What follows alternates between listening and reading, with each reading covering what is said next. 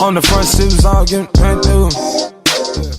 So, welcome back to another episode of Lyons Den. Today, I'm here with my good friend, Alex Doe. Alex, welcome to Lyons Den. Thanks for having me. I'm really excited to be here. And today we are going to be talking about the Philadelphia Flyers. Now, Alex is definitely way more of a Flyers fan than myself, but I still watch the games. I'm still a big Flyers fan.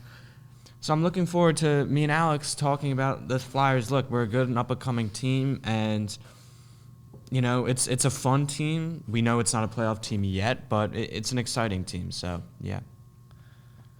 Yeah, so obviously we haven't made the playoffs in 5+ years. It used to be like every other year, you know, we made the playoffs. We were always too bad to be good and too good to be bad. We didn't know how to tank. We didn't know how to successfully make the playoffs. So I'm just going to ask you a couple of just basic questions so then we're able to just, you know, talk about this team. And, I mean, the first, when you think of the Flyers right now, you think of Matvei Michkov. Is Matvei Michkov the most promising Flyer in our lifetime? I think he might be the most they've ever had, actually. His potential is as high as someone like Connor Bedard and McDavid. As you see, like, McDavid's the best player, probably top 5 all-time when it's all said and done. Yeah. And I think Michkov's like a step below Ovechkin status, where he doesn't do everything, but, like, you can tell from 2 months of him playing that he scores. And he's only 19 years old. He plays like he's 25, you know? Because we thought Giroux, like, for us in our lifetime, Giroux was like the biggest deal. Yeah. Michkov is light years ahead of what Giroux was at that age. It's exciting. Yeah, I mean, it's definitely taking the city by storm.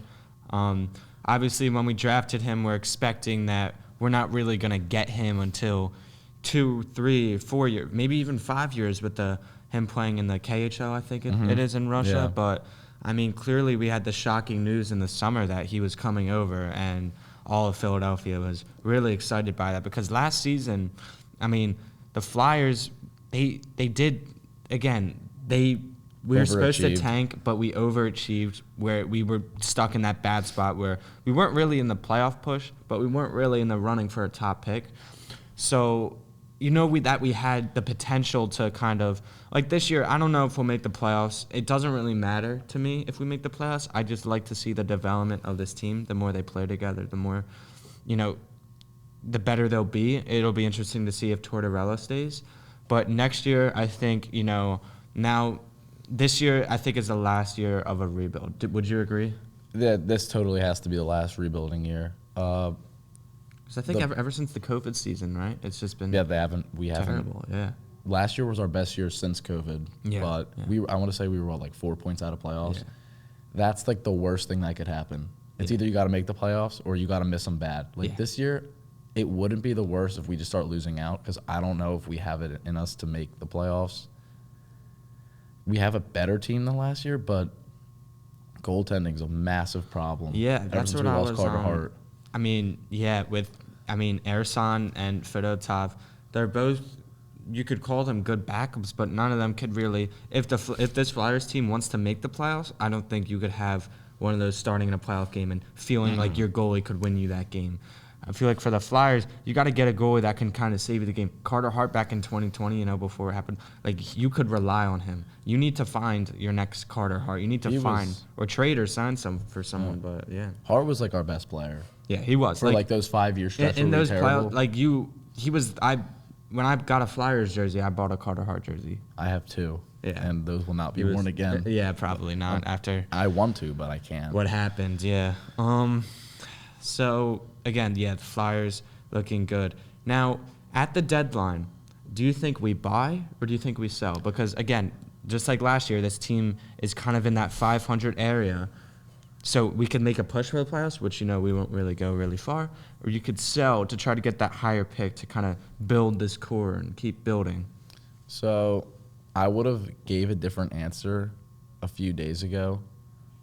But since last night, I saw a quote by Keith Jones, who's like the president of the Flyers, and he said, no matter what, they are subtracting. They're getting rid of people.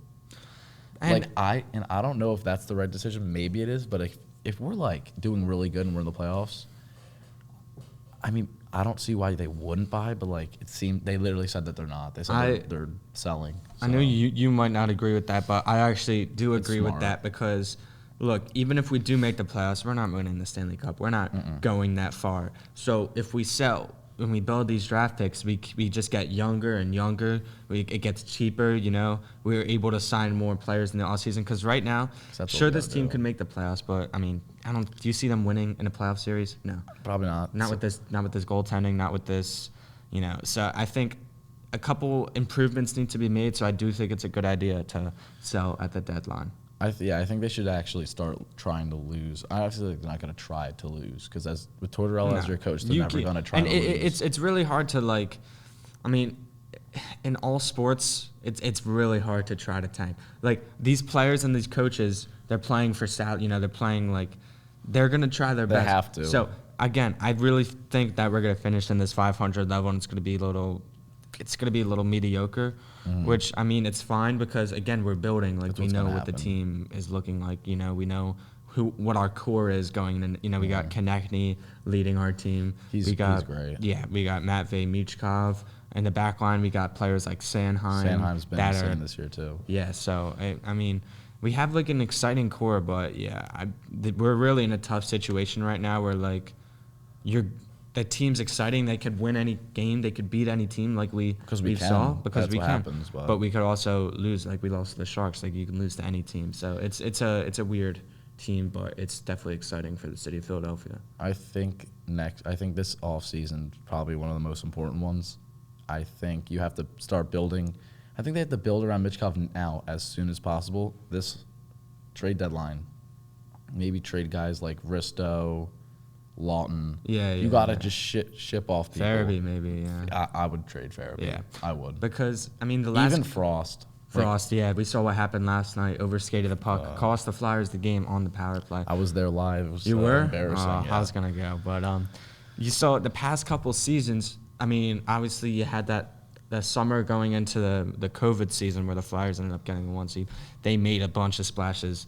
They traded for Ryan Ellis. They traded for Rasmus Ristolainen. They traded for Cam Atkinson. Yeah. But after that summer, the next couple summers, they made very minor signings. They like to build within, you know, homegrown players. Good. It's good. And then when Danny Briere took over, you saw an even more cautious approach in the offseason. No big signings at all. None. All the best players on our team are all like, you know, grown from us. Like we haven't signed really anyone that was that good, and if we did, they were traded at the deadline for picks, which is the right move. So yeah, this offseason it'll really be interesting to see if the Flyers do make that big free agent splash, if they do get a star goalie to really, you know, because look, this can be a playoff team at the end of the day. You have the core for it. You have the money. It's a big market team. You have the coaching. You have the managing. It'll be interesting to see what they do. Yeah, I think you need a star center. Yeah. Like a star center. Yeah. A solid I don't know defenseman. if this is true, but they said Dylan Larkin requested a trade. I saw that. I mean, and that's Danny Briere, if you're hearing that. Because you can't not. I know you could be like, oh, we don't want to make trades, we want to subtract. But you see someone who's a top 10 center in the league, you don't just. But it's hard because, like, you know, again, give him Frost, give him Farabee, give him a first-round pick. And a couple cheesesteaks. Yeah. I mean, if you are selling at the deadline, it's going to be really hard to buy a player like Dylan Larkin that you know is going to cause a few draft picks, and it's going to cause a bit of your future. But again, we really don't know what direction this team's heading in. So, yeah. All right, and you know we're running out of time, so thank you, Alex. And I'm glad we could talk about the Flyers. It's young, it's a promising team, and the city of Philadelphia, the sports are looking good right now. So yeah, glad to have you on and talk about the Flyers. Thank you. Thanks for having me. Appreciate it.